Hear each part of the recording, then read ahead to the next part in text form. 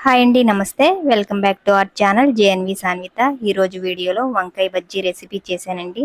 ఈ వంకాయ బజ్జీ చాలా సింపుల్గా అయిపోతుంది. టేస్ట్ కూడా చాలా బాగుంటుందండి. పిల్లలైనా పెద్దవాళ్ళైనా చాలా ఇష్టంగా తింటారు. వీడియోలో చూపిస్తున్నట్లుగా ఒకసారి ట్రై చేయండి. ఎప్పుడు చేసినా పర్ఫెక్ట్గా కుదురుతుంది. ముందుగా వంకాయల్ని, లేతగా ఉన్న వంకాయల్ని కాడలు కనుక పొడవుగా ఉంటే కొంచెం కట్ చేసుకుని మధ్యకిలా చీల్చుకోవాలండి. లైట్గా చీల్చుకోవాలి. మధ్యలో పుచ్చులు ఏమన్నా ఉన్నాయో చెక్ చేసుకుంటూ కట్ చేసుకోండి. చివర్లో కూడా కొంచెం వీడియోలో చూపిస్తున్నట్లుగా కట్ చేసుకోండి. ఇలా కట్ చేయడం వల్ల ఆయిల్లో బాగా త్వరగా ఉడుకుతుంది వంకాయ అనేది. తర్వాత అన్ని ఇలా కట్ చేసుకుని పక్కన పెట్టుకుని డీప్ ఫ్రైకి ఆయిల్ పెట్టుకుని ఆయిల్లో వీటిని 2 నిమిషాలు ఫ్రై చేసుకోండి. 2 నిమిషాల కన్నా ఎక్కువగా ఫ్రై చేసుకోకూడదండి. 1 or 2 మినిట్స్ పాటు ఫ్రై చేసుకుని తీసేసుకోండి. ఒక వేరే బౌల్లోకి తీసేసుకోవాలండి. ఇలాగా వీడియోలో చూపిస్తున్నట్లుగా ఫ్రై చేసుకుంటే సరిపోతుంది. ఎక్కువగా ఫ్రై చేయకూడదు. ఇప్పుడు స్టవ్ ఆఫ్ చేసేసి ఈ వంకాయల్ని పక్కన పెట్టుకున్నాక దీంట్లోకి కొంచెం స్టఫింగ్ కోసం కొంచెం మసాలా రెడీ చేసుకుందాం. 1 టీ స్పూన్ దాకా అల్లం వెల్లుల్లి పేస్టు, 1 టీ స్పూన్ పచ్చిమిర్చి పేస్టు, 1 టీ స్పూన్ దాకా వాముని యాడ్ చేసుకోండి. 2 టీ స్పూన్ దాకా నిమ్మరసం, 1 టీ స్పూన్ సాల్ట్ని కూడా యాడ్ చేసుకోండి. సాల్ట్ బాగా కలిసే వరకు ఒకసారి దీన్ని బాగా కలుపుకోండి. పచ్చిమిర్చి టేస్ట్ కనుక మీకు నచ్చకపోయి ఉంటే 1 టీ స్పూన్ కారం కూడా యాడ్ చేసుకోవచ్చు. పచ్చిమిర్చి పేస్ట్ని స్కిప్ చేసి. పచ్చిమిర్చి టేస్ట్ అయితే చాలా బాగుంటుంది. ఒకసారి ట్రై చేయండి. ఇలా అన్ని వంకాయల్లో కొంచెం కొంచెంగా పెట్టుకుని పక్కన పెట్టుకోండి. అన్ని వంకాయల్లోకి పెట్టుకుని పక్కన పెట్టుకున్న తర్వాత బజ్జీ వేయడానికి పిండిని రెడీ చేసుకుందాము. ఒక బౌల్ తీసుకుని 1 కప్పు దాకా శనగపిండిని యాడ్ చేసుకోండి.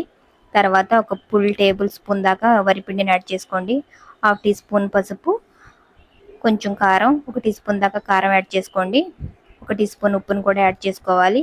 అల్లం వెల్లుల్లి పేస్ట్ 1, ధనియాలు జీలకర్ర కలిపి గ్రైండ్ చేసుకున్న పౌడర్ను 1 టీ స్పూన్ యాడ్ చేసుకోండి. వీటన్నిటిని ఒకసారి బాగా ఇలా కలుపుకోవాలండి.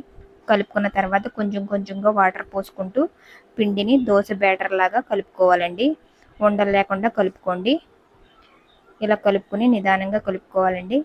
ఇలా కలుపుకుని ఒకవేళ మీకు గనక కరెక్ట్గా తెలియాలి అంటే ఏలు ముంచి గనక చూస్తే ఇలాగ వేలుకు పట్టుంటే కరెక్ట్గా సెట్ అయినట్టు. ఇప్పుడు వంకాయని ఇలా డిప్ చేసి పిండిల్లో డీప్ ఫ్రై కోసం ఆయిల్ని హీట్ చేసుకోవాలి. ఇలా ఆయిల్లో ఒక్కొక్కటిగా యాడ్ చేసుకోవడమే, అంతేనండి.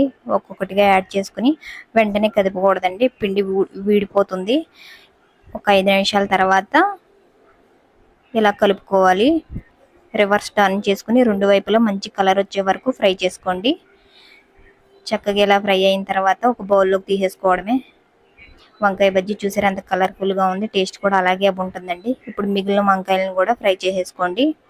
ఇలా ఫ్రై చేసేసుకుని వేరే బౌల్లోకి తీసేసుకోవడమే. వంకాయ బజ్జీ ఆల్మోస్ట్ రెడీ అయిపోయిందండి. ఇప్పుడు దీనిలోకి కొంచెం స్టఫింగ్ కోసం కొంచెం గార్నిష్ చేసుకుందాము. ఇలా మజ్జిగ కట్ చేసుకుని దీనిలోకి సన్నగా తరిగిన ఉల్లిపాయ ముక్కల్ని యాడ్ చేసుకోవాలి. తర్వాత ముందుగా ఫ్రై చేసుకున్న పల్లీలను కూడా యాడ్ చేసుకోండి. టేస్ట్ చాలా బాగుంటుంది. బయట బండ్ల మీద ఇలాగే ఇస్తారు కదా. ఇప్పుడు ఇంకొంచెం హైలైట్ చేయడానికి కొంచెం 1 టీ స్పూన్ దాకా నిమ్మరసం, కొంచెం కారం, కొంచెం ఉప్పు కూడా యాడ్ చేసుకుని 1 టీ స్పూన్ ఉప్పు, 1 టీ స్పూన్ కారం కూడా యాడ్ చేసుకుని బాగా కలిసేలాగా కలుపుకోవాలి. ఇప్పుడు ఈ బజ్జీల్లో పైనుంచి యాడ్ చేసుకోవడమే. పుల్లగా కారంగా టేస్ట్ చాలా బాగుంటుందండి. అంతేనండి, వంకాయ బజ్జీ రెసిపీ రెడీ అయిపోయింది. ఎప్పుడు చేసినా కొత్త వాళ్ళు చేసినా చాలా టేస్టీగా ఉంటుంది, పర్ఫెక్ట్గా వస్తుంది. ఈ వీడియో కనుక మీకు నచ్చితే చిన్న లైక్ ఇవ్వండి. మన ఛానల్ని సబ్స్క్రైబ్ చేసుకోండి. Thank you for watching.